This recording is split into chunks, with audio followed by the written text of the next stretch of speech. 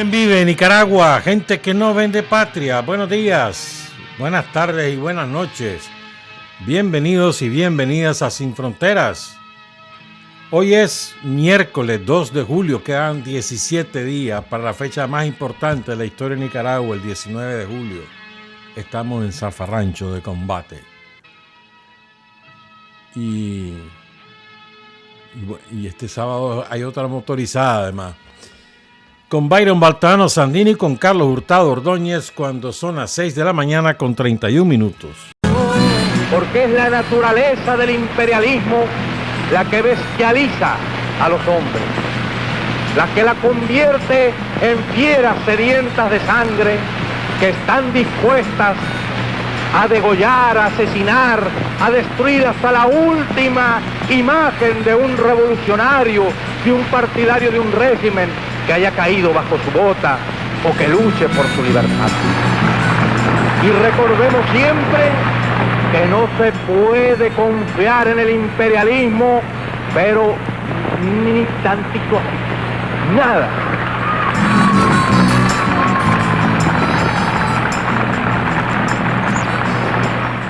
6 de la mañana con 33 minutos. Hoy vamos a leer un montón. Vamos a ofrecer un extenso trabajo de Sonny Tan, el escritor vietnamita, que no es uno solo, sino son reflexiones que él va haciendo y va publicando a lo largo de los días. Estos son los últimos 5 días. Pero que me parece que, ¿para qué vamos a agregar? Lo dice con exactitud, creo yo, y refleja lo que muchos pensamos sobre lo que está pasando con el pueblo palestino y con el imperialismo norteamericano. Y también vamos a hablar, ¿cómo decirlo? A cumplir con algo que debimos haber hecho hace tiempo. Vamos a hablar de un héroe de la revolución que fue brutalmente asesinado. Vamos a contar cómo fue. El profesor Miguel Bonilla. Pero empecemos con Sonny Tan, porque esto es extenso. Pero les aseguro que no se van a aburrir. Y no vamos a tener gráficas porque ya saben ustedes que cuando ponemos gráficas en cualquier red social sobre lo que ocurre contra el pueblo palestino, entonces rápidamente somos vetados. Para evitar eso, nos vamos en gráfica. Escudos humanos significa que cualquiera que esté cerca de un palestino es culpable. Esa es la cláusula que oculta detrás de cada bombardeo israelí, de cada hospital destruido, de cada bloque de apartamentos arrasado. La proximidad es culpa. La existencia es provocación. No es una categoría legal, es una licencia para borrar. Una abuela, un periodista, un médico, un niño, si estaban cerca de la persona equivocada, se convierten en blanco legítimo. La acusación no necesita probarse, solo necesita pronunciarse. Esto no es el lenguaje de la defensa, es la gramática del exterminio. Escudos humanos es como el imperio reescribe el asesinato como necesidad militar. Es como se renombra el castigo colectivo como lógica estratégica. Es como la atrocidad se oculta a plena vista, no con camuflaje, sino con comunicados de prensa. Y el mundo, condicionado a ver la vida palestina como desechable, asiente. Porque esta frase, repetida sin escrutinio, solo justifica una bomba. Borra la humanidad de las personas sobre quienes cae la bomba. Dice, los palestinos no son civiles, son cobertura. Dice, los palestinos no son víctimas, son cómplices. Dice, no hay tal cosa como un palestino inocente, solo terrorista y los escudos lo protegen. Pero ningún otro pueblo en la tierra es tratado de esta forma. A ninguna otra población se le dice que su mera presencia justifica su aniquilación. A ningún otro niño se le llama escudo humano antes siquiera de saber qué es la guerra. Esto no es seguridad, es matanza con eufemismos. La frase escudos humanos no es una condena jamás. Es una coartada moral para arrasar vecindarios. Y en esa coartada el mensaje real es claro. Los palestinos no tienen derecho a estar cerca unos de otros. No tienen derecho a la comunidad, a la familia, a la solidaridad, a la supervivencia. Ser palestino es vivir bajo una doctrina donde tu muerte siempre estará preautorizada. Basta. El lenguaje no puede seguir blanqueando atrocidades. Si despojamos la frase de su disfraz, lo que queda es esto: una superpotencia militar incinerando a una población cautiva y calificando su proximidad como un delito. Tiene un nombre y no es defensa propia, es genocidio. Las Naciones Unidas no están rotas, están atadas por un sistema que permite a un imperio anular a todo el mundo, atadas por una estructura donde la justicia puede ser exigida por 100 naciones y aún así ser aplastada por una. El problema no es que el mundo guarde silencio, el problema es que Washington tiene el poder de silenciar al mundo. Nunca les importó, por ejemplo, si Saddam Hussein tenía armas de destrucción masiva. Lo que les importaba era que Irak tenía petróleo y que ningún iraquí tenía el poder para impedirles que se lo llevaran. Las resoluciones de las Naciones Unidas no significan nada cuando Estados Unidos tiene derecho a veto e Israel tiene derecho a la impunidad. No importa cuántos votos se emitan, no importa cuán abrumadora sea la mayoría, no importa cuántos países se levanten, hablen y condenen, porque una sola mano puede silenciar al mundo. Esa mano pertenece a Washington y solo protege a un cliente, a Israel.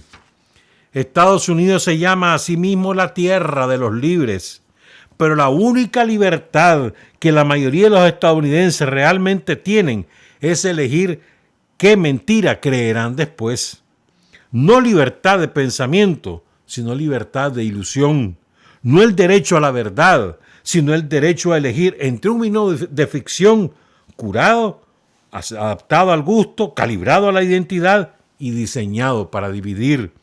Mentiras rojas o mentiras azules, republicanas o demócratas. Mentiras corporativas o mentiras militares. La mentira de la democracia en una economía truculenta. La mentira de la seguridad en una nación armada hasta los dientes y hueca por dentro. Les dice que son libres mientras se ahogan en deudas impagables. Les dice que están representados mientras los multimillonarios compran a sus legisladores por docenas. Les dicen que están seguros mientras su país crea más enemigos que hospitales.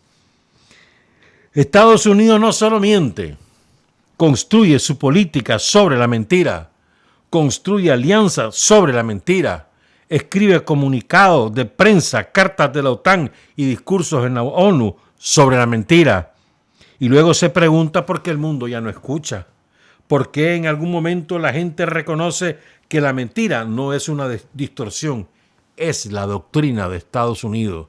La mentira es su doctrina.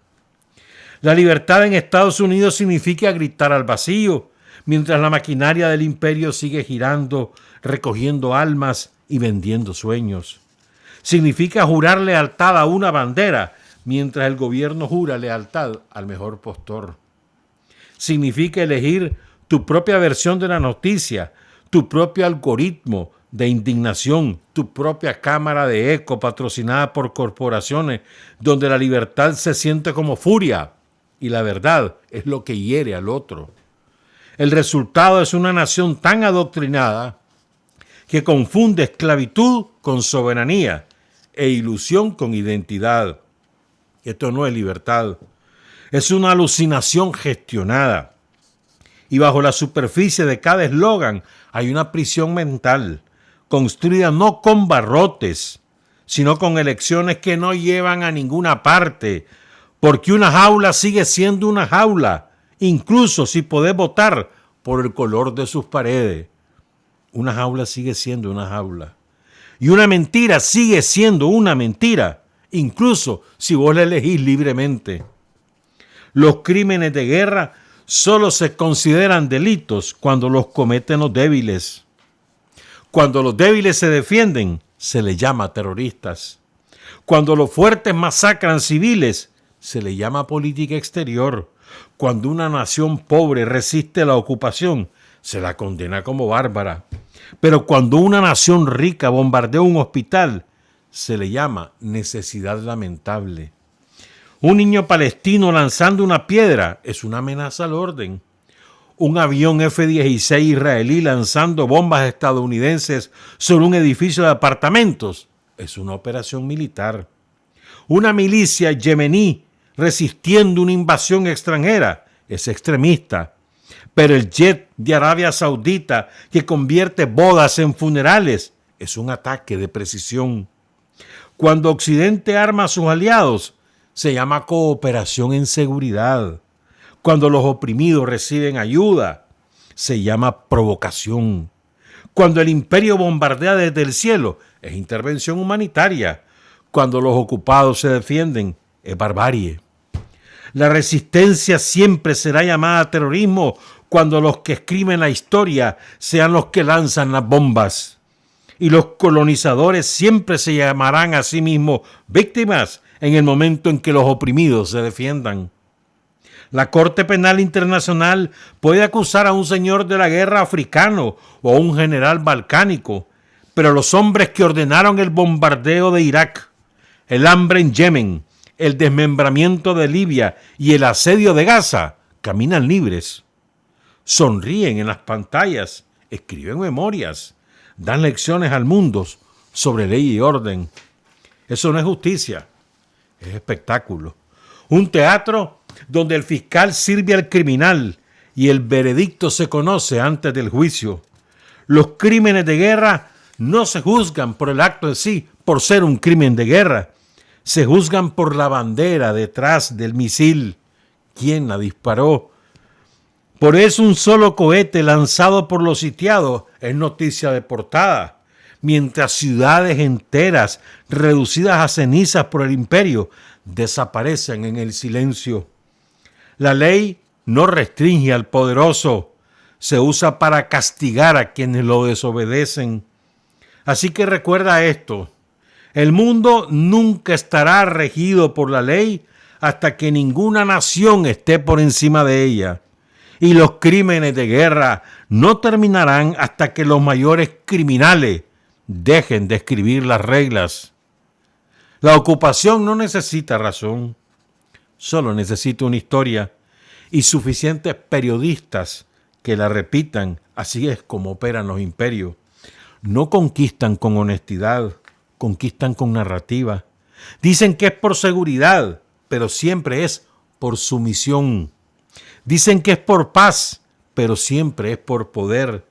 Dicen que es complicado, pero nunca es complicado cuando cae la bomba, solo cuando la víctima habla. Palestina no necesitaba ser borrada, solo necesitaba ser renombrada.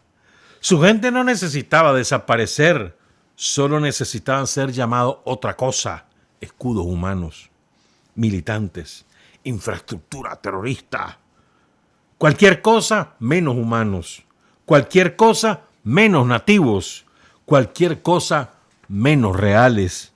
Esto no es periodismo, es camuflaje. El rol de los medios occidentales no es reportar lo que sucede, es hacer que parezca que no ha pasado nada. Te mostrarán un edificio calcinado, pero nunca la familia que vivía en el edificio. Te mostrarán un mapa de Israel, pero nunca el pueblo que reemplazó, los palestinos. Te mostrarán enfrentamientos, pero nunca ocupación. Te mostrarán al rehén, pero nunca la jaula. Porque la verdad es una amenaza para el imperio, y en este sistema la verdad no tiene patria, solo eslóganes, solo silencio, solo patrocinadores. Dicen que Israel se está defendiendo. Pero ¿quién le dio derecho a Israel a existir exterminando a otro pueblo? Dicen que Estados Unidos es neutral. Pero ¿quién financió cada bomba, armó cada avión y protegió cada masacre en las Naciones Unidas? Esto no se trata de paz. Nunca lo fue. Se trata de dominación disfrazada de democracia, de apartheid vendido como civilización, de enterrar a las víctimas 2 veces, primero con la guerra, luego con el lenguaje.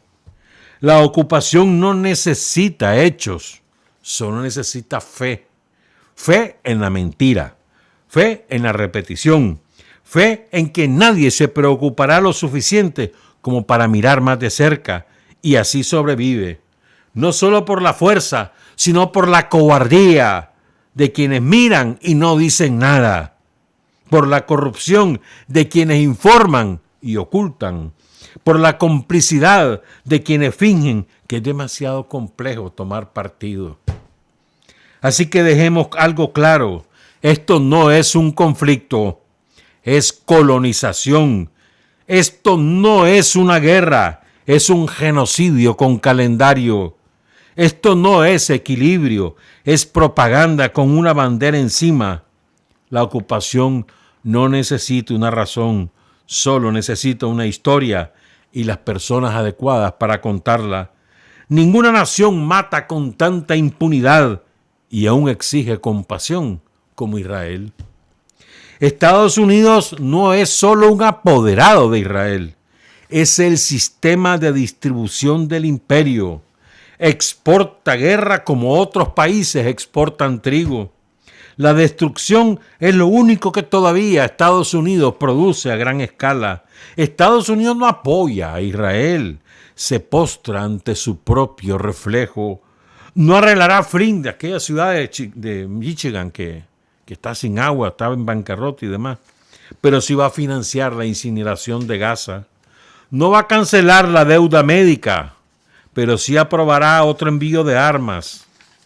Esto no es una república, es un esquema Ponzi, la estafa piramidal, militarizado. Y como Israel, Estados Unidos no puede reformarse, solo puede ser superado, enterrado y olvidado. Israel limpia étnicamente a un pueblo y luego llora antisemitismo cuando lo nombras. No cuando mientes sobre ello, no cuando lo niegas, sino cuando lo nombras, cuando describes la expulsión de las familias, cuando documentas el bombardeo de escuelas, el ataque a hospitales, el hambre de civiles, cuando dices lo que todos pueden ver, pero pocos se atreven a admitir que esto no es una guerra, es un método, que esto no es un caos, es una política. Llámalo por su nombre y te etiquetan como el problema. El insulto no pretende debatir, pretende silenciar, porque el imperio no teme a la violencia, teme al vocabulario, a la palabra.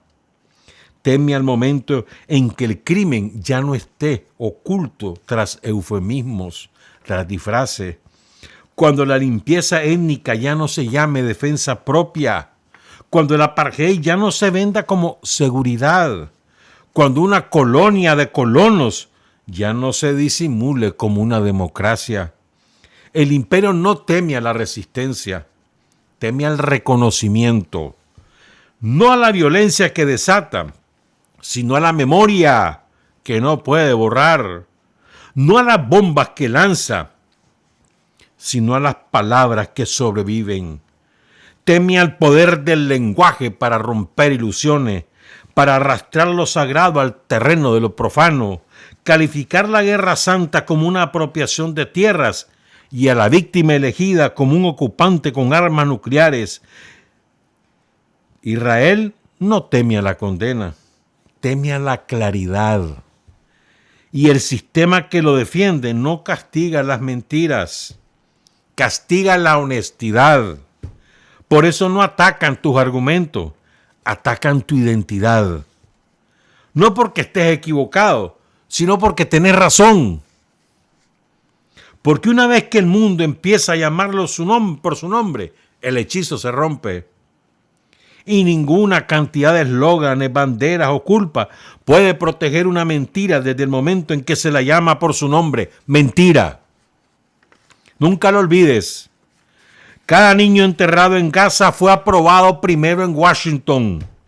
Cada tumba palestina es una línea en la historia que el imperio quiere que olvides. No es una estadística, no es un accidente, es una frase en una historia que nunca debió escribirse, porque el imperio prefiere el silencio, prefiere ruinas sin registros, cadáveres sin contexto, sangre sin culpables. No es solo la bomba la que mata, es la eliminación, la distorsión, la confusión deliberada. Cada imagen censurada, cada protesta silenciada, cada mentira repetida, cada analista diciendo que esto es trágico pero complejo, cada presentador diciendo ambos lados, cada algoritmo que oculta el rostro de un niño asesinado pero promueve la bandera de la nación que lo mató, cada plataforma que castiga la verdad y protege la narrativa, todo está diseñado para hacerte creer que esto es complicado, que está demasiado enredado como para tomar partido, demasiado confuso para llorar en voz alta, demasiado antiguo como para entenderlo, demasiado arriesgado como para condenarlo, pero no lo es. Es la historia de un pueblo ocupado, desplazado, bombardeado, hambriento, demonizado, borrado. Y es la historia de los poderes que arman a sus opresores, vetan su liberación y lucran con su exterminio.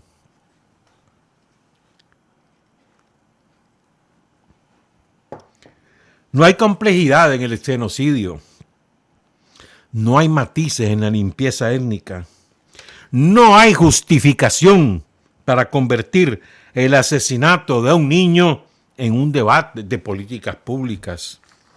Lo que existe es una máquina, una que funciona con distracción, impulsada por la cobardía, protegida por el lenguaje y engrasada por periodistas que confunden obediencia con objetividad.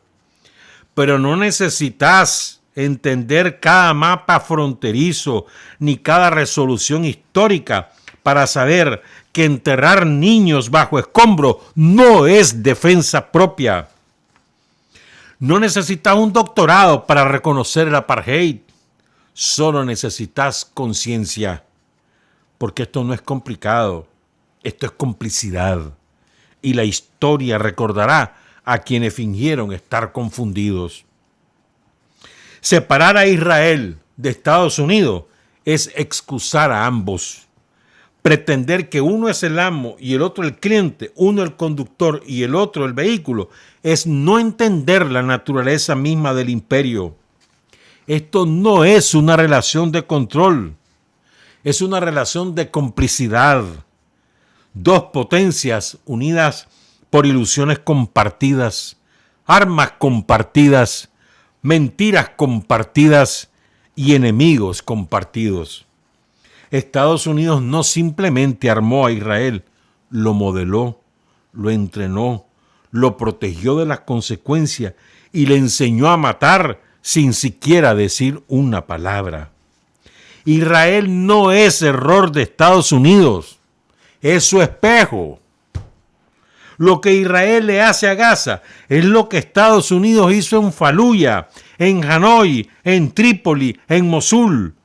Lo que Israel llama cortar el césped, Estados Unidos lo llamó alguna vez conmoción y pavor. Uno lanza bombas con aviones F-16, el otro suministra las bombas. Uno impone un asedio, el otro firma el cheque. Uno mata de hambre a la población, el otro veta la resolución que lo condena. Llamar a Israel un actor fuera de control es una mentira. Pretender que Estados Unidos es rehén del lobby israelí es una distracción. El poder no es secuestrado, se expande. Israel no es rehén, es una aberración. Es la franquicia, el sitio de prueba, el prototipo, la base de operaciones avanzada de la impunidad occidental. No solo se apoyan mutuamente, planean juntos, fabrican narrativas juntos, entierran la evidencia juntos, sobreviven juntos. Y cuando el mundo ya no tema sus armas, ni cree en sus mitos, ni acepte sus justificaciones, caerán juntos Israel y Estados Unidos. Porque esto nunca fue la historia de un imperio apoyando a otro, siempre fue la historia de un solo imperio con dos banderas. Ninguna nación comete genocidio por sí sola. Detrás de cada masacre hay una red de donantes, fabricantes, diplomáticos, lobistas, periodistas y presidentes. Israel aprieta el gatillo, pero Estados Unidos se asegura de que la pistola siempre esté cargada, siempre sea legal y siempre esté por encima de las consecuencias. Al fin, la historia no preguntará si Israel tenía derecho a existir. Preguntará cuánto tiempo el mundo fingió que no sabía. Cuánto tiempo miró las masacres. Cuánto tiempo racionalizó los escombros. ¿Y cuánto tiempo permitió el mundo que un imperio escribiera autodefensa sobre las tumbas de un pueblo entero? Dicen que Saddam Hussein estaba loco, que Muammar al-Gaddafi estaba loco, que Hafez Assad estaba loco, que Kim está loco, que Putin está loco, que Xi Jinping está loco, que el Ayatollah Khomeini está loco. Cada líder que Occidente no puede controlar se convierte automáticamente en mentalmente inestable. No es análisis, es condicionamiento. Porque si pueden encuadrar la resistencia como locura, nunca tendrán que escuchar lo que está resistiendo. No tienen que explicar las sanciones, los golpes de Estado, las invasiones, los drones, las décadas de guerra. Solo enseñan y dicen, mira, está loco. Y las bombas caen como medicina. El mundo no está presenciando un conflicto, está presenciando un crimen. Y ese crimen no está limitado a Israel, es global, es sistémico. Es financiado por los contribuyentes occidentales, justificado por los medios occidentales, silenciado por las instituciones occidentales. Gaza no es una excepción. Es una visión de cómo funciona el imperio cuando ya no tiene que fingir, cuando la máscara cae. Lo que ves es un fracaso. Lo que ves no es un fracaso, es diseño. Cada vez que un palestino resiste, un periodista en Occidente pregunta, ¿por qué no eligen la paz? Pero nadie pregunta por qué está siendo bombardeado, hambriento y sitiado, sigue creyendo en la justicia. El imperio los llama fanáticos. Yo los llamo seres humanos que no han dejado que el silencio del mundo borre su voluntad de vivir libres. Dicen que Estados Unidos e Israel comparten valores. Y es verdad, lo hacen. Pero esos valores no son democracia ni libertad. Son impunidad, militarismo, supremacía racial y el derecho a matar sin consecuencia. Esos son los valores que comparten. Esa es la verdadera alianza. Por eso, ningún número de niños muertos cambiará la política, porque los niños muertos nunca fueron un fracaso del sistema, son el producto del sistema. Israel no es un Estado que se defiende, es un proyecto militar que termina lo que comenzó. Las fronteras no son líneas, son puntos de control. El proceso de paz no es una negociación, es un retraso. Y la solución de dos estados, el palestino y el israelí, no es una visión, es una mentira contada para callar a los culpables y agotar a los oprimidos. Nunca habrá paz construida sobre la limpieza étnica y nunca habrá justicia dentro de un sistema diseñado para premiar al criminal y castigar al sobreviviente. Si Israel es la línea del frente de la civilización occidental, entonces la civilización es el problema. Porque ¿qué tipo de civilización construye una supervivencia sobre muros, puntos de control, francotiradores y exilio permanente? ¿Qué tipo de moralidad permite que el castigo colectivo se disfrace de autodefensa? Si esto es lo mejor que Occidente tiene para ofrecer, entonces que el mundo se prepare para su funeral. No se puede reformar un sistema que necesita la guerra para funcionar. No se puede razonar con un imperio que ve la vida humana como un apancaramiento, y no se puede esperar justicia de una estructura que nunca fue creada, construida para hacer justicia. Estados Unidos e Israel no necesitan más diálogo, necesitan desarme, y nunca se desarmarán voluntariamente. Cada periodista occidental que llame a esto un conflicto es cómplice. Cada gobierno que dice ambos lados están mintiendo es cómplice. No hay equilibrio entre el cautivo y el captor. No hay paridad entre el que muere de hambre y el que asedia. Solo hay poder y aquellos demasiados cobardes como para llamarlo. Quieren que pienses que esto se trata de terrorismo. No lo es. Se trata de control, del deseo de tener un enemigo permanente para justificar una violencia permanente. Cada niño etiquetado como una amenaza, cada hospital descrito como un centro de mando, cada alto al fuego roto en cuestión de horas, todo sirve al mismo propósito: convertir a los seres humanos en objetivos y a los objetivos en estadísticas. Esto no es una guerra, es una exterminación algorítmica. Cada imagen de Gaza es un mensaje no solo de los palestinos, sino del imperio que quiere que olvides a los palestinos. Hogares bombardeados, fosas comunes, niños hambrientos, todo eso está destinado a ser normalizado hasta que la muerte se vuelva ruido de fondo, hasta que olvides la causa, hasta que el silencio se vuelva instinto. Y es entonces, cuando eso ocurre, que el imperio sabe que está ganando.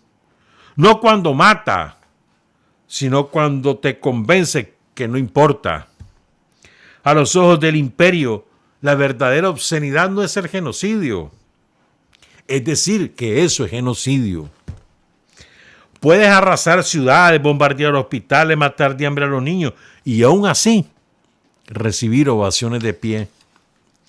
Pero si dices las palabras muerte al ejército de Israel, de repente has cruzado la línea. No porque el ejército de Israel sea inocente, sino porque el sistema que lo financia, lo protege y lo vende como democracia, no puede sobrevivir desenmascarado. Esto nunca fue sobre civismo, siempre fue sobre control. Matarán en público, pero no te dejarán decir la verdad, porque una vez que la verdad rompe el hechizo, toda la estructura imperial empieza a resquebrajarse. Bob Dylan no dijo algo obsceno. Dijo algo que el imperio no puede permitirse escuchar, y por eso intentaron silenciar a Bob Dylan. No porque fuera violento, sino porque era claro. Los palestinos no solo están resistiendo a Israel, están resistiendo toda la infraestructura del poder occidental, la financiación militar, la impunidad política, la distorsión mediática, la cobertura legal, la logia colonial que ve su existencia, la existencia de los palestinos, como una molestia. Su lucha no es local, es global. Cuando se disipe el humo, no será solo Israel el que quede al descubierto. Será todo el mundo occidental expuesto por lo que protegió, por lo que financió, por lo que normalizó en tiempo real, mientras fingía preocuparse por la humanidad. Y cuando eso ocurra, ningún giro narrativo podrá ocultar la verdad. El genocidio no fue ocultado, fue televisado. Y el silencio no fue ignorancia, fue estrategia. Israel no es una desviación de los valores estadounidenses, es la realización de los valores estadounidenses. El hijo del destino manifiesto, el keynesianismo militar, un laboratorio de opresión de alta tecnología y crueldad de baja tecnología. Eso es Israel. Un espejo de todo lo que Estados Unidos ha hecho, externalizado y normalizado desde el inicio de su ascenso imperial. No hay un espejo más claro del poder de Estados Unidos que Israel. Es el espejo más claro. Construido sobre la expulsión de los nativos, mantenido por la supremacía militar, justificado por la teología, protegido por la propaganda. Cuando miras a Israel, no estás viendo una excepción, estás viendo el autorretrato más honesto del mundo occidental, uno en el que la dominación es un derecho, la violencia es un lenguaje y la resistencia es lo único que se considera un delito. Estados Unidos no solo apoya el genocidio, lo franquicia, construye las cadenas de suministro, censura a las víctimas, reescribe los titulares y vende las armas usadas para borrar las pruebas. Lo que Israel hace en Gaza no es la excepción, es el ensayo de lo que el imperio está dispuesto a hacer en todas partes, una vez que ya no teme ser detenido. El sionismo nunca fue sobre coexistencia, fue sobre reemplazo. Y una vez que entendés eso, todo el guión se vuelve claro. Los retenes, las demoliciones, las leyes, la vigilancia, las bombas, los muros, los tanques. Nunca se trató de vivir uno al lado del otro. Se trató de construir sobre los cuerpos de quienes ya estaban allí y lo llaman paz. Llamar democracia a Israel es profanar la palabra. Llamar defensa a sus masacres es profanar la idea de seguridad. Y llamar terroristas a sus víctimas es profanar la capacidad humana para la verdad. El lenguaje mismo se convierte en arma cuando el imperio necesita limpiar sus crímenes. Dirán que es complicado. Dirán que es antiguo. Dirán que es trágico. Pero la verdad nunca es ninguna de esas cosas, ni es complicada, ni es antigua, ni es trágica. Es calculado y es moderno y está diseñado para matar la esperanza, diseñado para borrar la memoria, diseñado para convencer al mundo de que resistir es locura y que someterse es paz. Estados Unidos e Israel no tienen una relación especial. Comparten un mismo proyecto, un proyecto de dominación, extracción e impunidad, un proyecto global, otro regional. Uno se llama a sí mismo excepcional, Estados Unidos. El otro se llama a sí mismo elegido, Israel. Los dos exigen silencio. Los dos se sostienen sobre el miedo. Y los dos colapsarán en el momento en que el mundo deje de creer que son invencibles. Nadie lanza un fósforo blanco sobre niños por accidente. Nadie bloquea medicinas si le importa la vida. Nadie financia tanto el crimen como el relato, a menos que crea que tiene derecho a borrar la verdad. Lo que estamos presenciando no es un conflicto, es una industria. Occidente no teme a enemigos irracionales, teme a los enemigos racionales, a los suficientemente racionales como para recordar la historia, suficientemente racionales como para desear soberanía, suficientemente racionales como para saber que el imperio nunca juega limpio, nunca cumple promesas, nunca se retira en silencio. Lo más peligroso que puede ser una nación a los ojos del imperio es estar cuerda y negarse a arrodillarse. Lo que más teme Occidente no es la bomba de Irán, los misiles de Corea del Norte, ni la resistencia de Gaza.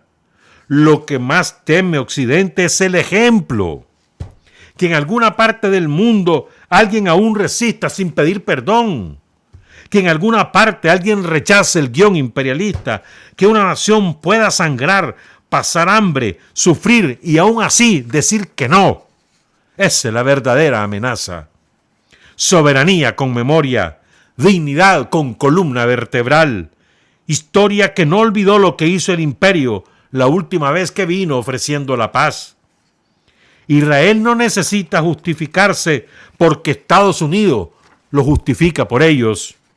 Cada argumento, cada mentira, cada justificación se repite tantas veces que se convierte en un reflejo automático del discurso occidental. No es solo propaganda, es una cobertura protectora tejida en el lenguaje de la democracia y funciona precisamente porque la gente cree que está demasiado informada como para ser engañada. Cuando la gente dice que Israel actúa de forma irracional, no entienden el punto. Está actuando Israel con absoluta claridad. Mata porque puede. Escala el conflicto porque sabe que nadie lo detendrá. Viola todas las leyes porque el imperio ha reescrito la definición misma de la ley. No hay misterio, solo hay impunidad. Y la impunidad no es locura, es el poder más calculado que existe. Cuando el imperio elogia a un terrorista, no es una contradicción, es una confesión. Si alguien duda de que Estados Unidos, Al Qaeda, Israel y el Estado Islámico forman parte de la misma maquinaria geopolítica, es porque no está prestando atención. Los nombres cambian, los eslóganes se transforman, las máscaras van y vienen, pero la función sigue siendo la misma: desestabilizar, dividir, destruir y luego vender los escombros como estrategia. De Siria a Libia, de Irak a Gaza, los mismos actores siguen apareciendo, financiados, armados y justificados por el mismo imperio. El terrorismo no es un subproducto, es una herramienta. Y cuando ya no es útil, se le cambia el nombre o se le da una nueva imagen. Ejemplo, los nuevos gobernantes de Siria. No les molestan a Israel y a Estados Unidos los fanáticos mientras sirvan al oleoducto. No les molestan los señores de la guerra mientras redibujen el mapa para dárselos a ellos. No les molesta el asesinato en masa mientras encaje en la narrativa occidental. Llámale aliados, llámales activos, llámales proxy, delegados. Solo que no los llames accidentes, porque cuando el imperio sonríe a su monstruo, solo está admirando su propio reflejo. El peligro de Israel no es solo lo que hace a los palestinos, es lo que le enseña al mundo, que se puede despojar, brutalizar y deshumanizar a todo un pueblo y seguir siendo llamado democracia, que se puede reescribir el error como heroísmo, que se pueden cometer crímenes de guerra con aprobación de Occidente y nunca enfrentarse a la justicia. Hasta aquí las reflexiones de ese extraordinario vietnamita, Sonny Tang. Más claro, no canta un gallo. Regresamos a las 7:16. Hay hombres que luchan un día y son buenos. Hay hombres que luchan un año y son mejores. Pero hay hombres que luchan toda la vida. Esos son los imprescindibles.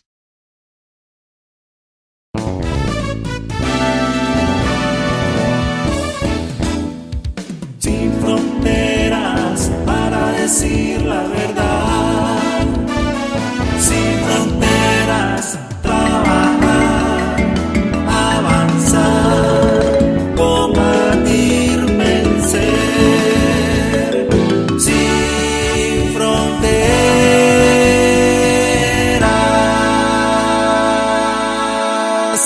7 de la mañana con 20 minutos. En los años 60 y 70 hubo extraordinarios dirigentes estudiantiles universitarios y de secundaria. Casimiro Sotelo, por ejemplo, Julio Buitrago. Extraordinario.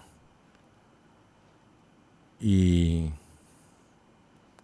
uno de esos dirigentes fue Miguel Bonilla Obando, Miguel Ángel Bonilla Obando, el profesor Bonilla, el mono Bonilla, así le decíamos todos, y él lo sabía. Y nunca se ofendió por eso. Pero nunca se le decía de frente, pues, sino que... Pero él sabía que todos le decíamos el mono, pues. Miguel Bonilla. Yo no he oído en mi vida a un mejor orador que el profesor Bonilla. Después, Antenor Rosales.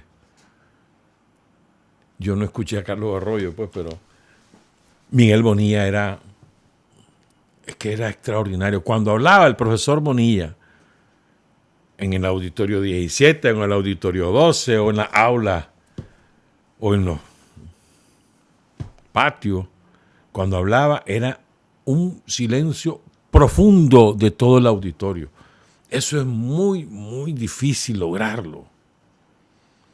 Que todo el mundo calle para escuchar lo que la persona va a decir. Eso es muy difícil.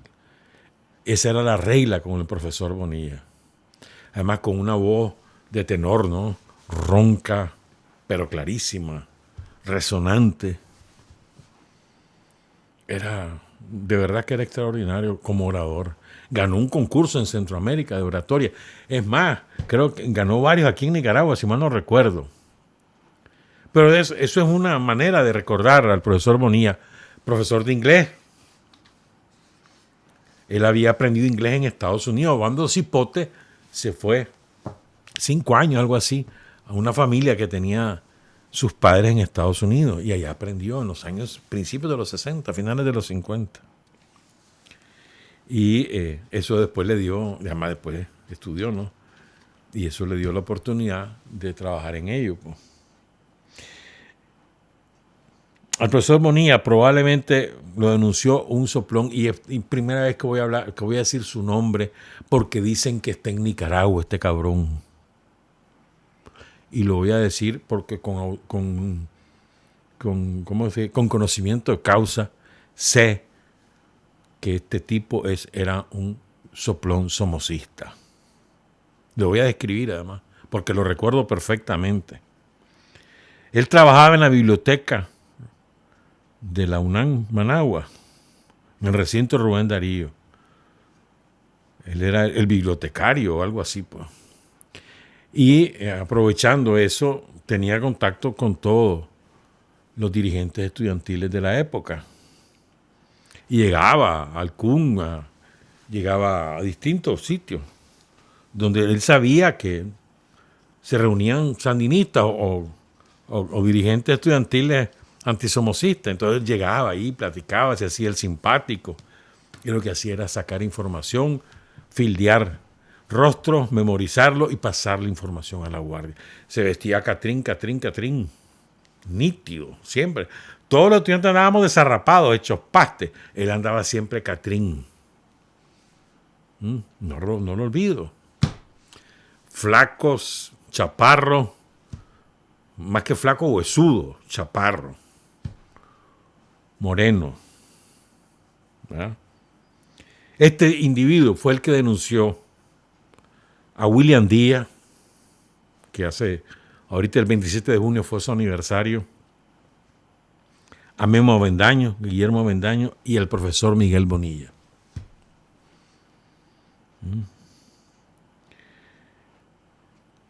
¿Verdad?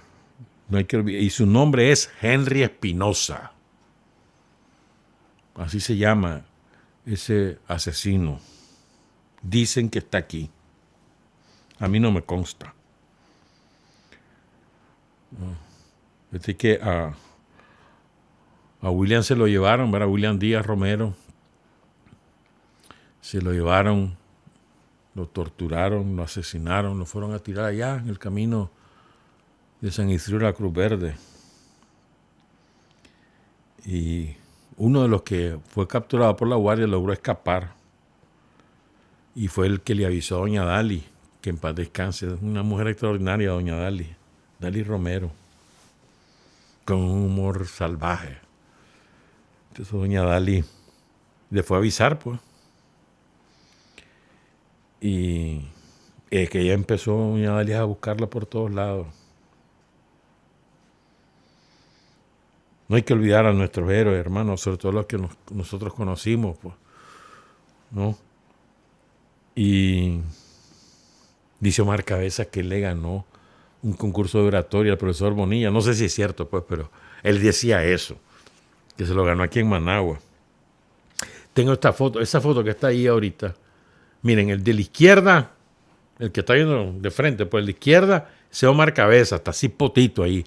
Eso debe ser en el 69, 70, por ahí. Después el que está a su lado de lente, que está con la mano en la cintura, ese es Orlando Castillo, que falleció hace como 3 años. El negro Castillo, le decíamos. El que sigue es el profesor Miguel Bonilla, ¿verdad? Y el que está detrás, que de lente, ese es Iván Argüello. Eso es el León. Segurísimo, ese es el León, ¿verdad? Entonces, por cierto, la Universidad Casimiro Sotelo acaba de inaugurar la sala de docentes Miguel Bonilla en el edificio N, área de conocimiento, ciencia y tecnología. Bueno, ¿cómo muere Miguel Bonilla y quién era Miguel Bonilla? Eso es lo que vamos a contar, pero vamos a ir más allá. Porque tengo en mi poder una cosa extraordinaria que me lo suministró un compañero, un miembro de la familia de Miguel Bonilla. No voy a dar su nombre porque no me autorizó. Pero es una bitácora de los días de junio que culmina con el asesinato de Miguel, del Mono Bonilla. Y es tan vívida que te traslada a ese momento. Entonces, lo vamos a compartir con ustedes. Les doy algunos datos del profesor Bonilla, ¿verdad? Y el final, cómo es asesinado el profesor Bonilla, eso no tiene nombre. Y hay que recordarlo, porque hay que recordar lo que era la guardia. Y fíjate, cuando uno lee o escucha cómo mataron al profesor Bonilla y dónde lo mataron además, uno dice, esto fue exactamente lo que vivimos en 2018. Es igual, porque ese es el somocismo. Entonces, fíjate que, ¿cómo sería de popular el Mono Bonilla que una vez, no me acuerdo en qué año, pero lo corren de dar inglés porque lo acusaron de subversivo de uno de los colegios, creo que fue el Carazán, creo que fue. Lo corren. Y entonces los alumnos hicieron un paro para defender al profesor Bonilla. Y otro dato también es que, a ver, el profesor Bonilla fue presidente del CUN. Esto es importante. ¿Qué era el CUN? Lo que hoy conocemos como la UNEN. El CUN era la Secretaría Ejecutiva de la Unión Nacional de Estudiantes de Nicaragua. Pero lo que conocíamos en aquellos tiempos era el CUN, no la UNEN. O sea, la UNEN siempre ha existido, pero era el CUN, la Secretaría Ejecutiva. Entonces, cuando los estudiantes elegíamos al presidente del CUN, estábamos eligiendo al presidente de la UNEN. Pero se llamaba el presidente del CUN, Centro Universitario de la Universidad Nacional, el CUN. ¿Estamos claros? Entonces, el sandinismo, los revolucionarios, empiezan a lograr el control del CUN con la Gata Munguía. Edgar Munguía, que es el primer presidente revolucionario del CUN. Después le siguió Miguel Bonilla. En medio hubo un compañero que fue de Consenso. Después vino Chico Mesa. ¿Verdad? O sea, estamos hablando de 3 héroes de la revolución que fueron presidentes del CUN. Caídos. La Gata Munguía, Edgar Munguía, caído en las montañas de Rancho Grande. El profesor Miguel Bonilla, asesinado por la Guardia Somocista. Y Chico Mesa, que murió en combate aquí en Managua en la insurrección del 79. Esto es importante. Otro presidente, otro dirigente estudiantil, Casimiro Sotelo, el presidente del Ceuca, que lo corren también los curas de la UCA. Ya hemos contado esa historia en otras oportunidades. Bueno, entonces,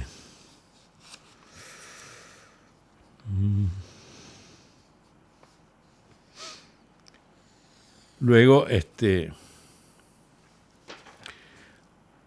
tenía, fíjate que esto me lo contó una compañera que estuvo presente cuando él lo contó, el profesor Bonilla, en una de las tantas reuniones que había, de capacitaciones, coordinaciones de acciones y demás.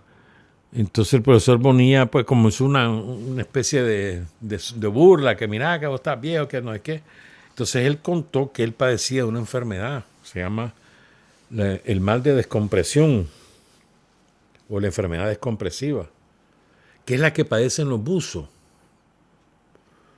Cuando los buzos cometen el error de salir de las profundidades del mar, muy rápidamente se enferman y puede causar la muerte.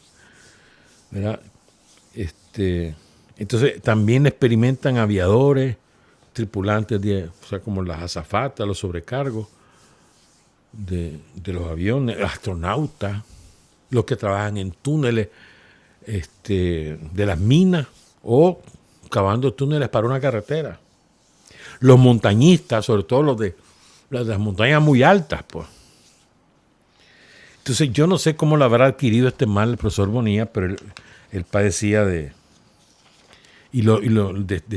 este mal, y entonces lo llevaban al mar, lo obligaban a sumergirse sin respirar, sin oxígeno, a la profundidad, y después lo sacaban para ayudarle a superar esa enfermedad. No sé si era cura, pero incluso lo metían a las cámaras hiperbáricas para darle mayor oxígeno. Entonces, su semblanza la publicó Miguel Ángel Bonilla. En ese tiempo Miguel Ángel vivía en Estados Unidos, ahora vive en Nicaragua, creo que es economista, ¿verdad? Y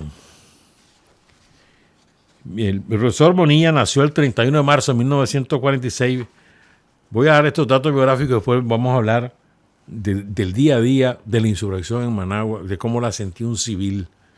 Y van a escuchar ustedes ese relato, es estremecedor. Y al final, cómo fue asesinado el profesor Bonilla. Entonces fue el quinto hijo de Antonio Bonilla Cárcamo, originario de Nandaime y líder sindical, y Zoila Sebastiana Obando Trejo, nacida en Managua, ama de casa. 31 de marzo del 46. El padre del profesor Bonilla y de la familia Bonilla, el cabeza de familia, murió cuando Miguel todavía no había nacido.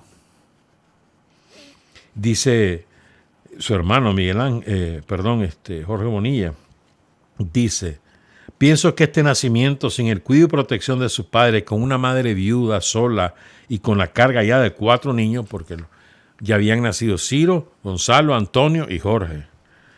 Eso determinó que Miguel se desarrollara en la vida como una persona capaz de todo, independiente, audaz, hábil, cariñoso, sencillo, siempre sonriente y amable. Y esto es verdad, así era Bonilla, así era el profesor Bonilla. Nunca grita, solo alzaba la voz cuando era orador, pero que a vos te alzara la voz, no. Estudió en varias escuelitas que había en la colonia Somoza y sus alrededores. En la Escuela Normal Central de Varones concluyó su primaria y la secundaria en el Instituto Nacional Nocturno Miguel de Cervantes. Al mismo tiempo estudió electricidad, refrigeración en el vocacional. Cuando se gradúa o cuando termina su estudio de electricidad y refrigeración tenía 15 años. Y los que trabajaban para mantener la casa eran su mamá y su hermano mayor, Ciro. Entonces, entre el 59 y el 63, él estudió inglés y se fue a Estados Unidos varias veces, donde unos primos que vivían ahí en Los Ángeles. Pero se volvió también un ávido lector de filósofos, de historiadores, de escritores, de los grandes escritores latinoamericanos o de cualquier nacionalidad.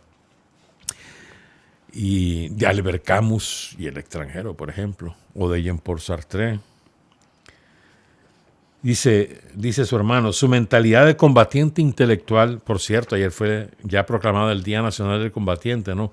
Felicidades a todos los combatientes por la libertad y la justicia social de los años precedentes de la Revolución, por la soberanía y la autodeterminación de los años 80 y por la paz y la democracia de estos años después del golpe. Todos los combatientes, felicidades. Entonces, bueno, oigan esto, bueno, y después vino la Revolución Cubana y se volvió fan de Fidel, por supuesto, leyendo todo lo de Fidel, Argelia, la batalla, él contaba mucho de Argelia, me acuerdo bien, y de las luchas contra el colonialismo francés e inglés en África. Les quiero leer esto, así como lo cuenta el hermano del profesor Bonilla, Jorge Bonilla. El 21 de febrero de 1967, estamos hablando la víspera de la manifestación del 22, la víspera, un mes después de la manifestación del 22 de enero, o sea, ya pasó la matanza, el 21 de febrero de ese año, el profesor Bonilla habla en el Instituto Ramírez Goyena frente a 1.600 personas. El Ramírez Goyena no, en el Miguel de Cervantes debe ser. Y es su graduación como bachiller. Y ahí es donde él revela su pensamiento y su capacidad intelectual y sobre todo demuestra su oratoria. ¿No? Ya después fue a trabajar como profesor en el Calasanz, en el Maestro Gabriel, en el Pedagógico de Managua, en el Faustino Sarmiento. Después ya está en la universidad, lo eligen presidente del CUN. Eso fue, digamos, su catapulta a un nivel público, nacional. Pues, ser presidente del CUN era la personalidad más relevante que el rector, sin duda alguna. El presidente del CUN era una autoridad más reconocida por los estudiantes que el rector, segurísimo. ¿Ya? Y además fue presidente del FER, del Frente Estudiantil Revolucionario. Dice, la familia sufría por Miguel. Su madre y su tía Felipa pasaban días tristes y llenos de angustia, esperando que él regresara de pronto y sigilosamente a la casa de las delicias del Volga. Para las primeras horas del terremoto en 1972, desapareció de momento y volvió hasta las 6:30 de la mañana a la casa de doña Tana, nuestra madre, diciendo que estaba con la Cruz Roja socorriendo a las familias de los muertos y heridos de Managua. Y después ya viene su época. ¿Verdad? Fíjate que cuando él deja la presidencia del CUN en el 73, porque lo eligen en el 71 y su periodo se prolonga por el terremoto. Y hasta el 73 a que eligen a Chico Mesa, ¿no? Él le pasa la estafeta a Chico. Y hay una frase que alguien recuerda del profesor Bonilla. Estamos aquí reunidos. Y qué lindo esto, ¿eh? Y qué hermoso sería para que todos tuviéramos un arma cada uno. Si tuviéramos un arma, nos convertiríamos en guerrilleros de la revolución. Un día, como en el que estamos aquí, tendremos un arma para derrotar a Somoza. Ese era Miguel Bonilla, hermano. Y esto que dice su hermano es verdad. Es verdad. El profesor Bonilla hizo que cientos de estudiantes creyeran que la revolución armada era el método para derrotar a Somoza. Y es verdad, así fue. El auditorio en la UNAM explotó centenares de veces de júbilo, esperanza y vigor nacionalista. Nicaragua tenía entonces un líder genuino, joven, valiente, lleno de vigor, honesto, íntegro y autóctono, con el compromiso de ver a las nuevas generaciones viviendo en un mundo social más digno y conveniente para los tiempos modernos. Después comenzó a hacerse, por supuesto, esos discursos, después de la operación Diciembre Victorioso, pues el profesor Bonilla era de los más vigilados por la guardia, lo seguían a todos lados. Y él no siempre guardó las medidas de seguridad, ¿verdad? Era un poquito descuidado en eso. Dice, hay muchas anécdotas sobre esto, pero bueno, no quiero consumir más tiempo porque ya son las 7:40. Dice que su hermano, ¿verdad?, que escribe esta semblanza, Jorge cuenta que la última vez que lo vio fue el 26 de junio de 1979. Dicen que era como las 8:15 de la noche. Y me dijo que había un cachimbeo terrible en toda la Avenida del Ejército. ¿Cuál es la Avenida del Ejército? La que empieza, así se llamaba, pues, no sé si mantiene ese nombre. La que empieza en Montoya y termina en Cristo del Rosario, en la Costa del Lago. Esa es la Avenida del Ejército. Entonces ahí dice que ahí había un gran cachimbeo desde hace muchos días. Él estaba en la casa de mi mamá, por las Delicias del Volga, y ahí también estaba mi hermano Gonzalo, quien estuvo con él más tiempo en los días de la guerra. Y después voy a regresar al testimonio de Jorge, porque él cuenta lo que pasó después del asesinato de Miguel. Pero es que miren, hay otro hermano el hermano que convivió con el profesor Bonilla esos días, que escribió una bitácora que la llevaba, o sea, en aquel espanto de la guerra, él iba escribiendo en los ratos que había silencio y contando lo que había pasado determinado día. Él se llama Gonzalo Bonilla, bueno, ya falleció también. El único que queda es Jorge. Bueno, no sé si ya también falleció, no lo sé. De los 5 hermanos, solo él quedaba, solo Jorge. Entonces van a oír ustedes, vamos a ir poco a poco, cómo vivía un civil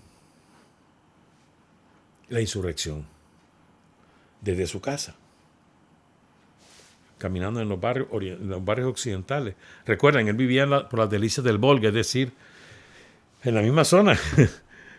O sea, las Delicias del Volga queda en esa avenida del Ejército, digamos, del Instituto de Medicina Legal hasta el semáforo, rumbo al cementerio. Esas eran las Delicias del Volga en el semáforo. Ese barrio se llama ahora Julio Buitrago, si mal no recuerdo. Bueno, viernes 8 de junio, 10 de la mañana. Jorge, mi hermano, avisa telefónicamente que envió a sus hijos a Huigalpa y que él va a trasladarse a donde nosotros, quienes hasta el momento hemos estado en calma. Nos dice que la balacera en el reparto donde vive ha recrudecido. Mis otros hermanos, Ciro y Miguel, opinan que la casa de Jorge incluso es más segura que la nuestra. Creo que Jorge vivía en la Centroamérica, si mal no recuerdo. Él alega que es lo mejor porque los muchachos están operando en todos los barrios orientales que la circundan, que hay un retén de guardia en la entrada del reparto. Se le recomienda que espere el momento a que haya un cese al fuego para que se venga a la casa de las Delicias del Volga. 6:30 de la tarde. Hemos escuchado 5 bombas. Calculamos que a una distancia no mayor de unos 200 metros. En algunas esquinas aledañas hay fogatas. Estamos hablando del barrio de las Delicias del Volga. De pronto suena un disparo, luego otro, y al cabo de unos 20 minutos se están oyendo en forma más esporádica. Miguel llama desde la colonia Centroamérica para informar que llegó sin problemas. Pensamos en Jorge, no va a venir ya. Me atrevo a salir al porche y agazapado me asomo a través de los arbolitos. Las calles están completamente desiertas. De repente, el ronroneo característico de los vehículos del ejército opresor. Uno desemboca en la esquina sur y un chavalo, casi un niño, cruza a toda velocidad que le dan sus piernas por la esquina norte y dispara con una pistola 22. Inmediatamente de este disparo se oyen otro, aislado de parte de los muchachos, y la guardia comienza su canción de la muerte. Sábado 9 de junio, de madrugada. Estamos tirados en el piso, en el fondo de la casa. Los disparos han sido de todo calibre. Mi hijo, Gonzalo, entre tanto, me informaba a gritos: ese es de Fal, ese tiro es de Galil, esa es la ametralladora 50, ese tiro es de la tanqueta. De repente, silencio, y luego otro disparo. Ese es de Garan. pero es de los muchachos porque la guardia ya no lo usa, dice Gonzalo Jr. De repente, otra vez la tanqueta, el Galil, el Fal, la 50, otro silencio. De pronto, el Garand, y vuelta otra vez la horrísona sinfonía de los disparos hasta las 4 de la madrugada. 7 de la mañana. Después de pasar preguntando donde mi hermano Antonio qué tal la pasaron, se detiene un vehículo y me saluda a gritos un amigo que tenía mucho tiempo de no ver. Se llama Freddy y me dice: ¿te fijaste, hermano, que le demostramos a esos pendejos que también nosotros tenemos armas en puta? Aquí comprendo que mi hermano está metido en el frente, que mi amigo está metido en el frente y que formó parte del hostigamiento que se le hizo a la guardia en la noche anterior. Me va a pasar dejando por la colonia Centroamérica, donde están mis otros hijos. Cuando ya vamos por la carretera Masaya, nos alcanza una camioneta amarilla de la cual le gritan a mi amigo: ¿se fijó, compadre, que le dimos dura a esos hijos de puta? ¿Cuántos fueron ahí por la aceitera?, grita mi amigo. 2 guardias muertos, le dice. Se llevaron varios heridos. Espérame que no quiero confundirme aquí. Los muchachos se pudieron correr después de la emboscada, pero con 3 heridos, uno de ellos está jodido. ¿A dónde va, compadre? A las Américas. A ver cómo le fue a esos huevones. Y ese le pregunta, señalando a Gonzalo. Es cuate, le dice el amigo. No hay clavo con él. El rostro del joven de la camioneta me recuerda a alguien conocido, dice Gonzalo. Y le pregunto a Freddy: ¿y este muchacho no es hijo de Fausto Amador, el administrador de los bienes de Somoza? Sí, le dice Freddy. Si se da cuenta, el viejo Coto lo jode. Este chavalo ya tiene 1 año de militar con nosotros, aunque trabaja con su viejo. Esto es interesante. Domingo 10 de junio, 10:30 de la mañana. Mi madre y Miguel, el profesor Miguel Bonilla, quien ya regresó, están comprando frutas a una pareja que tiene su carretón en la calle. Discuten precios con la vendedora y su marido. Yo me estoy afeitando frente a la ventana. De pronto los veo venir deprisa hacia adentro sin correr. Al momento se parquea un convoy de militares frente a la casa. Se bajan los guardias del vehículo, se agazapan a las paredes de los 2 extremos de la avenida y avanzan en esas posiciones hacia el sur. De repente, ¡bum! Ahí está Troya.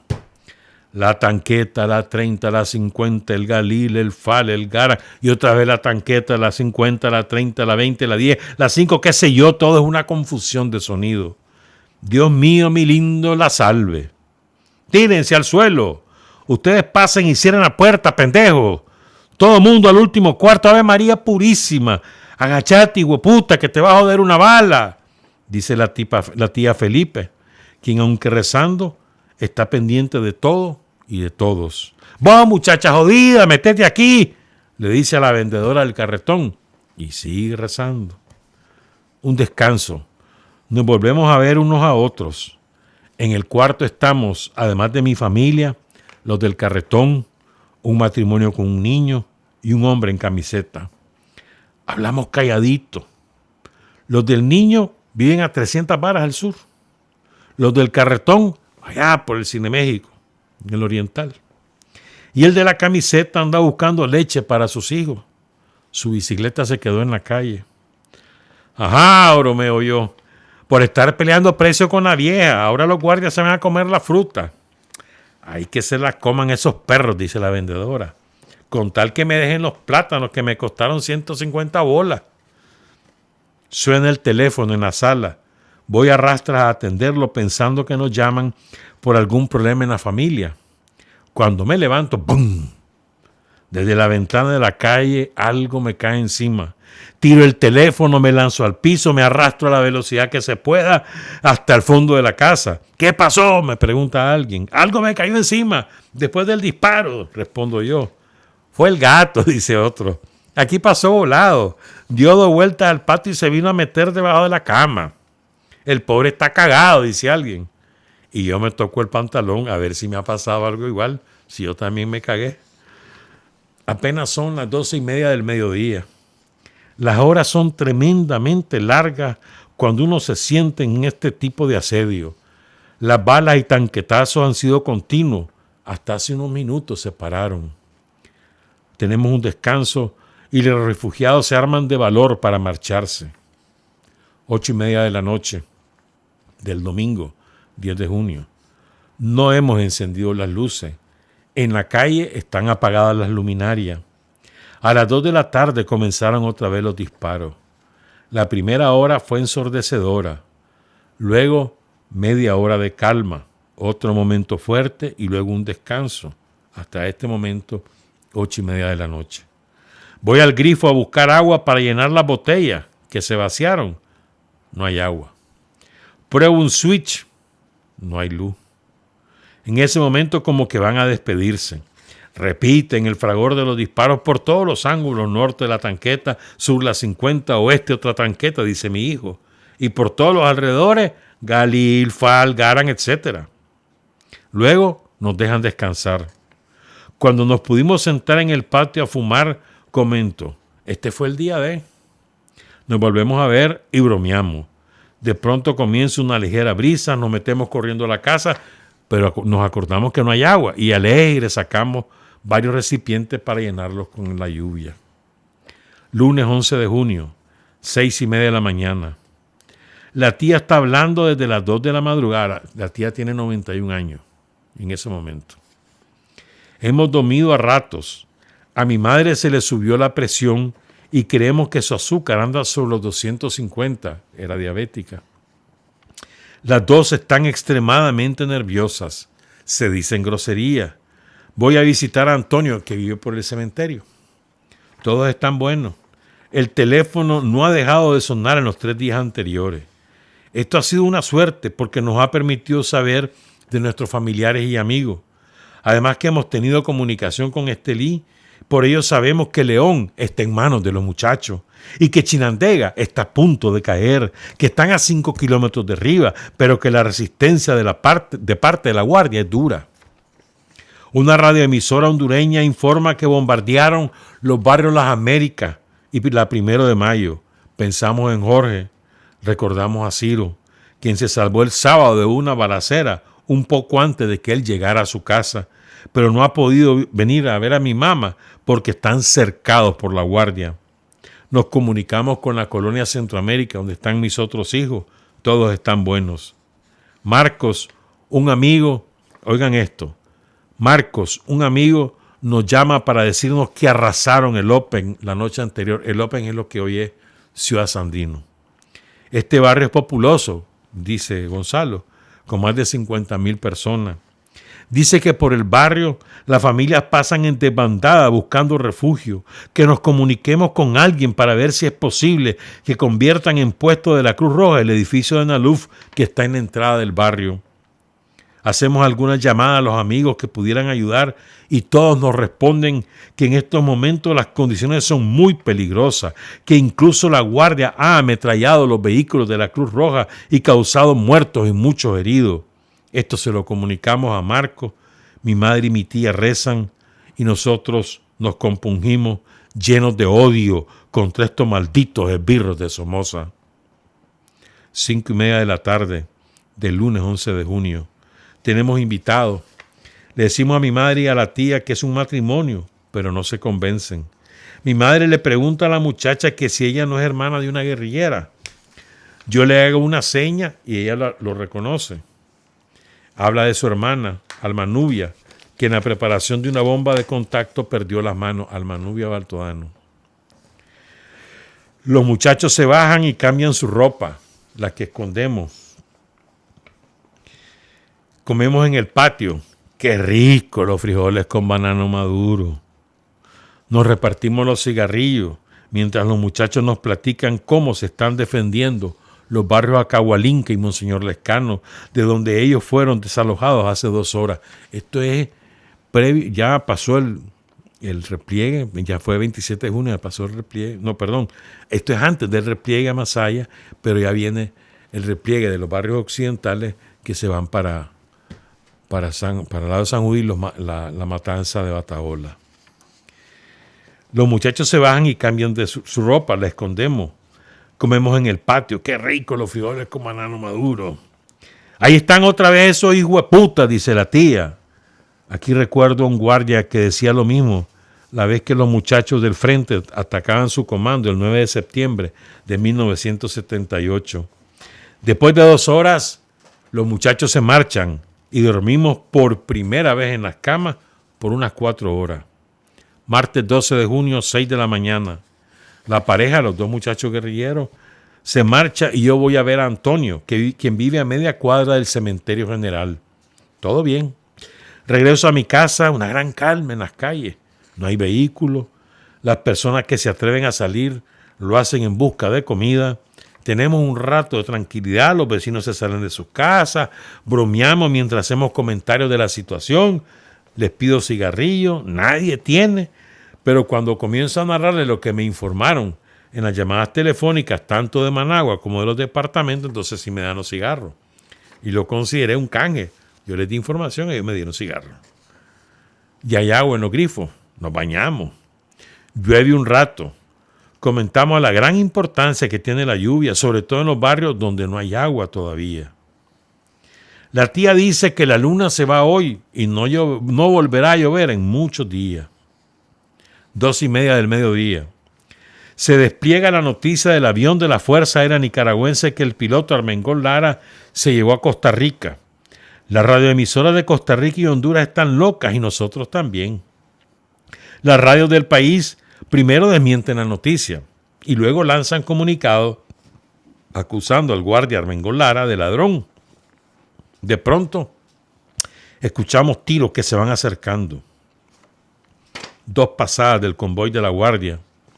Aquí recuerdo que cuando estuve donde Antonio, pasó otro convoy con cajas y sacos. Y un vecino opinó, deben ser muertos. O a lo mejor pertrechos y comida que repartirán en las secciones de policía, dijo otro. Yo creo lo segundo, porque la guardia no lleva en caja a los muertos sandinistas y hasta donde conocemos tampoco cargan en caja a sus muertos para andarlos exhibiendo. En este momento aparece una camioneta del lado norte, se estaciona en la esquina, se acercan varias personas al lugar, se oyen gritos de hombres que piden palas y cobas y mi tía dice, ojalá los puedan enterrar antes de que venga otra vez la guardia. 11:30 de la noche. Alguien está escondiendo el café para que dure. Hago un recuento. Nos hemos salvado.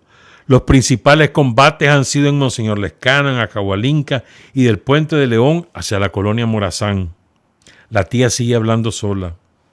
Los demás duermen. Ciro, mi hermano mayor, llamó a las 10 de la noche. Todo bien.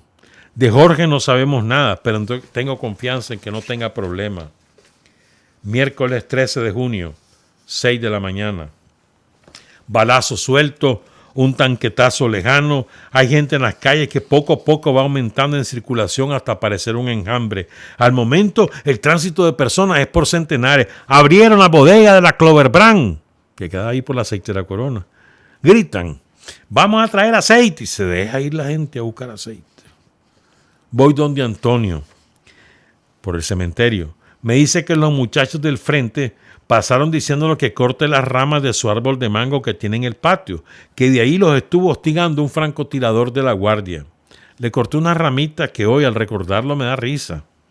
Recordamos que hoy es su onomástico, día de San Antonio, 13 de junio. Nos tomamos unos tragos, fumamos unos cigarrillos que le regalaron, tenía un paquete entero. 1 de la tarde. Tengo de 3 horas de estar en la puerta del porche. La gente pasa con cajas de todo tipo, aceite, enlatado, etc. Hay algunos insensatos que llevan grandes cajas de superchería. La pareja que durmió aquí el lunes me deja una caja de enlatados, otras de jugos, aceite, etc.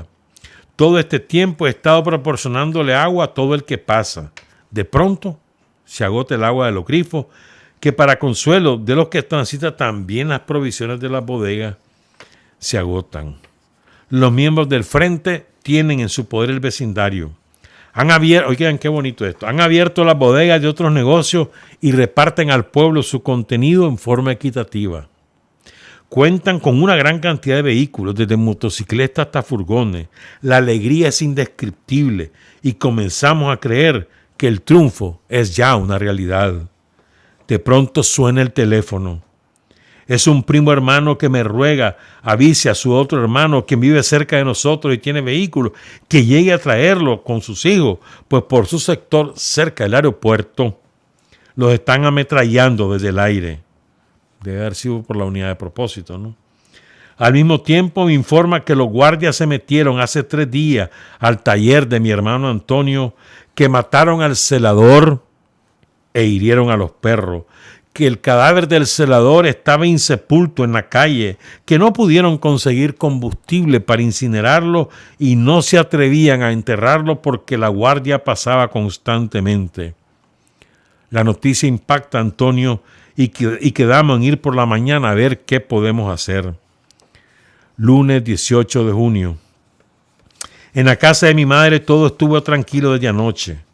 Hoy estoy en la colonia Centroamérica, donde me trasladé a pie por falta de vehículo.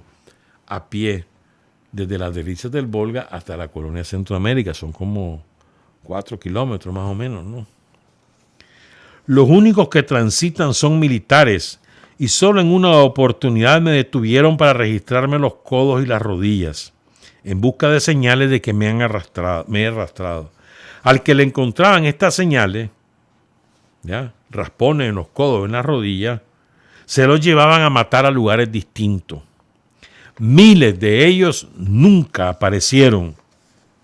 Aquí en la Centroamérica se ve claramente cómo los aviones disparan hacia los diferentes sectores de la capital. No conozco el poder destructivo de esos proyectiles, pero por las columnas de humo que se levantan en los lugares que aciertan, y siendo estos sectores en su mayoría de madera, su impacto debe ser terriblemente demoledor para las personas que las habitan. Sin embargo, ¿qué diferencia aquí en la Centroamérica? Oigan este contraste, o sea, lo que es verdad, lo que eran los barrios populares y lo que eran las colonias de clase media. Oigan esto. El profesor Ricardo dice, ¿qué diferencia aquí en la Centroamérica? La gran mayoría considera la insurrección como algo sin mucha importancia. Aunque lamentan y condenan los bombardeos, no consideran cierto lo que les digo sobre León, Estelí, Matagalpa o las otras ciudades que ya casi han sido demolidas por las fuerzas aéreas del genocida Somoza. Así me encuentro en muchas casas que, aunque escuchan las noticias extranjeras y aún el ametrallamiento a los barrios aledaños, tienen sus aparatos de sonido a gran volumen, bailan, toman trago, siempre han tenido abuilú y no escasean los comentarios jocosos. ¿Seremos los nicaragüenses, me pregunto yo, dice Gonzalo, realmente apáticos ante semejante situación? Martes 19 de junio. Muy temprano estoy de regreso en la casa de mi madre. El agua se está yendo, pero logro conseguir llenar medio barril que no tuve la oportunidad de limpiar anticipadamente. Me baño en el patio. Por la tarde estaré con tremendo escozor en la piel. El día pasado extremadamente calmo, estamos todos intranquilos con esos ametrallamientos aéreos en los barrios donde tenemos algunos familiares y amigos. He leído todo lo que encuentro por ahí sin comprender nada. Aquí hace falta una bomba o una bala para ubicarme, pienso, y por primera vez me tomo la mitad de una pastilla tranquilizante. Miércoles 20 de junio. Vamos a ir, son las 8:03, me estoy comiendo el tiempo de Omar. Vamos a tener que abreviar. Me voy hasta el jueves 21 de junio a las 6 de la mañana.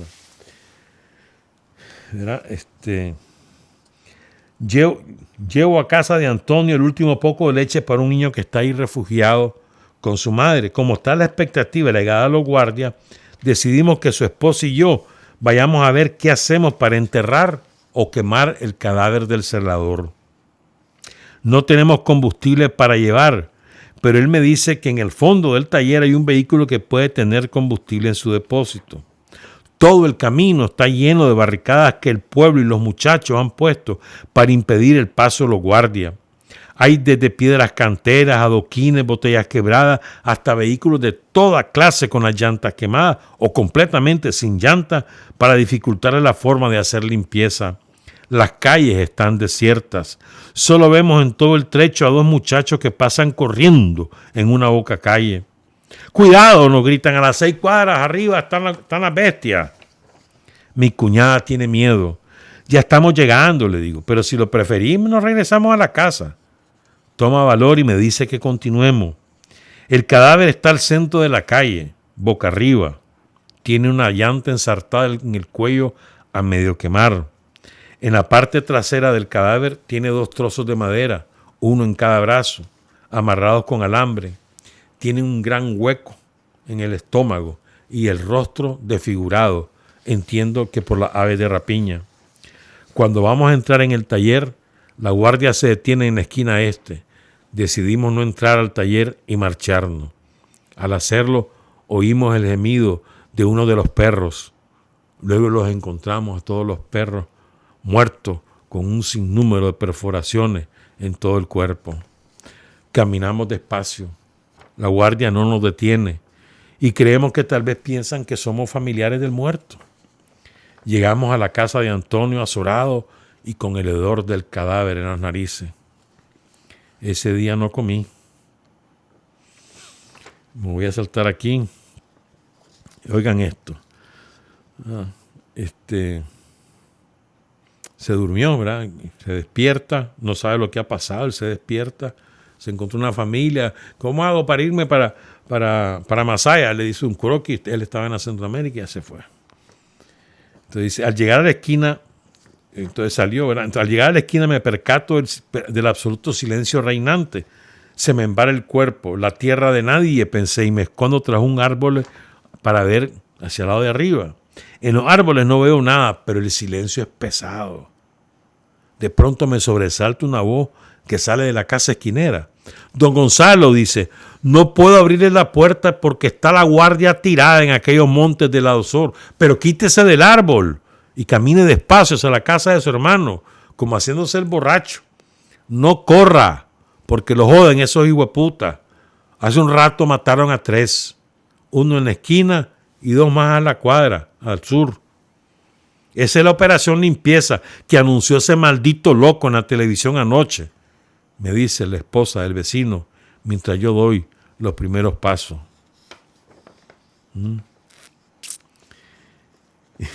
Dice que en ese que va caminando, va apretando los limones.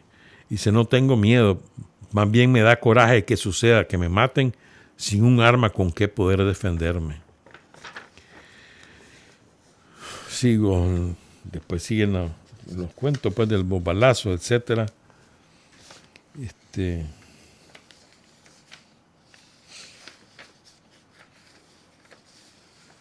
A ver, vamos a irnos ya al asesinato de Miguel.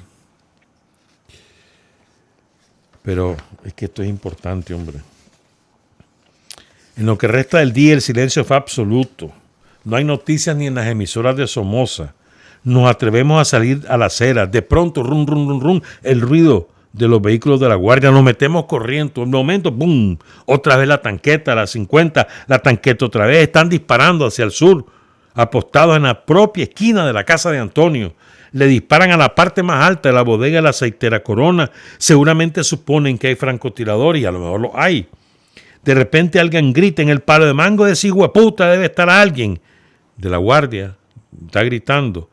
4 tanquetazos y disparos de todo calibre hacia la parte alta de la casa de Antonio. Cada vez que dispara la tanqueta, caía sobre la casa como una lluvia de arena. Otro gritó, metámonos donde esos cabrones. Los guardias querían meterse a la casa de Antonio. Por suerte nadie tomó la iniciativa. Luego un silencio de muerte, los niños de Antonio temblando y llorando, su madre y nosotros tratando de darle valor. Por suerte se marchan los guardias hacia el cementerio general. Después se escucharon solo algunos disparos aislados. Ahora sí, vamos a leer qué fue lo que pasó con el profesor Bonilla. Jueves 28 de junio. Miguel ha estado saliendo todas las mañanas a ciertas reuniones clandestinas. El jueves 28 de junio, Miguel llegó a la casa de mi madre, Delicias del Volga, a las 2:30 de la tarde, después de una de sus reuniones. Un compañero lo trajo en su vehículo. Almorzó, llamó por teléfono a su compañera, Ileana Ordóñez, periodista, para que viniera a probar el guiso que había hecho mi madre. 15 minutos después, a una casa vecina del lado sur, se presentaron 8 personas de civil armada y uno militar también armado, todos con armamento sofisticado. Al penetrar a la casa mencionada, pusieron de rodillas a un hijo del dueño, encañonándolo con sus armas y preguntándole por el profesor Varillas. Entiendo que hubo equivocación al mencionar este apellido, o bien error de los familiares del arrodillado al hacernos el relato posteriormente. Según los dueños de esa casa, buscaban a mi hermano, y aunque no dicen quién fue, les dieron la dirección nuestra. Los paramilitares y el guardia salieron de la casa del doctor Somarriba. 2 de ellos permanecen al volante de los vehículos, un Ford Lancer y un Mazda 323 color rojo. El guardia vestido de militar se queda parado frente a la casa de los Somarriba. Uno de civil avanza hacia el sur y dispara su arma hacia el aire. La circulación del vecindario se interrumpe. Otro de los armados corre hacia el norte. 20 varas después de nuestra casa, también dispara su arma al aire y se cierra la cuadra. Hasta las personas dejan de transitar. Solamente se han quedado las que en ese momento estaban en los 50 metros allende a nuestra casa. En ese instante llama Ileana Ordóñez, la compañera de Miguel. Ella está llegando a la esquina sur, pero el taxero no se atrevió a penetrar en la cuadra de nuestra casa. Ella camina un poco hacia el norte hasta llegar casi frente a la casa. Miguel está acostado. Alguien empujó la puerta y él se sobresalta. Todo esto sucede al mismo tiempo. Miguel se levanta, mi madre grita, ¿qué pasa? Miguel la aparta a un lado, la tía de 91 años se levanta de su silla y toma su andarivel. Ellos preguntan si él es el profesor Bonilla, él le responde que sí y los invita a sentarse, pretendiendo que estos animales dialoguen con él. Hoy estoy convencido que Miguel sabía que además de que no aceptarían el diálogo, iban con órdenes estrictas. Ellos le ordenan que se ponga la camisa y los acompañe. Miguel trata de hacer uso de algunos subterfugios, prometiéndoles que se presentará al día siguiente, donde ellos le indiquen. No hay trato, le dice uno de ellos. O se va con nosotros o lo llevamos a verga. Él se opone, trata de alegar sus derechos. Pide incluso el pobre la orden de detención, sabiendo que para esta gente eso era algo inexistente, pero no le permiten ganar tiempo. Uno de ellos lo jala del cabello, que usaba bastante largo. Otro lo agarra de la faja del pantalón y otros 2 lo empujan con sus metralletas puestas en las costillas. Sin embargo, aún así, solo consiguen sacarlo hasta la puertecita del porche. Miguel se resiste, aferrado a la puerta, en un lógico momento de rebeldía ante la inevitable tragedia que está viviendo. Un hombre con su inteligencia tiene que comprender lo que iba a pasar. Ha logrado ver a su mujer en la acera de enfrente y en un impulso irrefrenable pero lógico se impulsa hacia atrás. Y hay un momento que se logra liberar de los verdugos. 2 de ellos, de los guardias, caen al piso. Otros 2 guardias se abalanzan sobre él y uno de ellos dispara su arma. Se inclina hacia adelante con el balazo. El balazo le penetró al lado derecho de la pelvis. Otro de los guardias, oigan esto, todo esto está ocurriendo dentro de la casa, está su mamá, está su tía. Pongan cuidado. Los golpes, no. El balazo en la pelvis. Cuando le pegan el balazo en la pelvis a Miguel, otro de los guardias agarra un bloque de concreto y le pega en la parte de atrás de la cabeza. Aquí nadie puede dar detalles de las palabras que se usan, tanto de los agresores como del que está empezando a ser asesinado de forma tan atroz. Miguel se resiste. Otro de los esbirros toma otro bloque y con gran saña lo golpea por la espalda. Luego otro de los guardias le dispara y le pega en el brazo. Y luego otro, el primer guardia que había agarrado el ladrillo, se lo deja caer en la cabeza. Ahí flaquea el titán.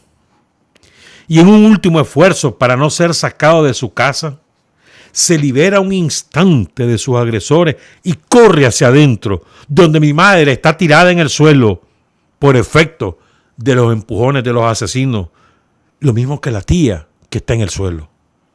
Ellas, por los golpes recibidos, deben haber tratado de defenderlos, pero alguien penetró en la casa y se los impidió y las inutiliza a punta de golpe. Los asesinos persiguen a Miguel. Uno de ellos, de anteojos, le dispara un balazo que se incrusta en la parte inferior de su ojo izquierdo. Ese balazo fue innecesario. El gigante ya no lo necesitaba para dejarnos. Ya había muerto cuando le meten ese balazo. Así murió el profesor Miguel Bonilla, un extraordinario intelectual, delante de su madre, de su tía y de otros familiares. Y cuenta Jorge, que es el hermano que escribió La Semblanza, Jorge Antonio, que él estaba en Juigalpa. Entonces lo llaman y le cuentan. Dice que como era muy unido a Miguel porque eran los dos hermanos menores. Que comenzó a llorar, ¿verdad? Nadie lo quiso traer de Juigalpa a Managua, sino que hasta el 2 de julio pudo llegar a la casa de su mamá. Entonces ella estaba destrozada y me dijo, mataron a mi muchachito. Fue terrible, Jorgito. Nos quedamos en ese momento abrazados en el centro de la casa. Yo temblaba y lloraba como un niño. Sentía a mi madre profundamente desbaratada. En la casa estaban los vecinos rezando el rosario. También estaban mis tíos Felipa y Benjamín y mis hermanos. Yo regresé ese día a Juigalpa. Mi hermano Gonzalo me dijo que no era conveniente que nos quedáramos por nuestra seguridad. Y Jorge Bonilla pide a mis sobrinos, a sus descendientes, que recuerden a este hombre excepcional y único, que mantengan su llama encendida en sus corazones y en su vigor y decisiones, y hagan honor de su inteligencia, personalidad, carácter, alegría, humanismo, sencillez y tranquilidad. Profesor Miguel Ángel Bonilla Obando, el mono Bonilla, honor y gloria. No olvidemos al profesor Bonilla. Trabajar, avanzar, combatir, vencer, patria y libertad.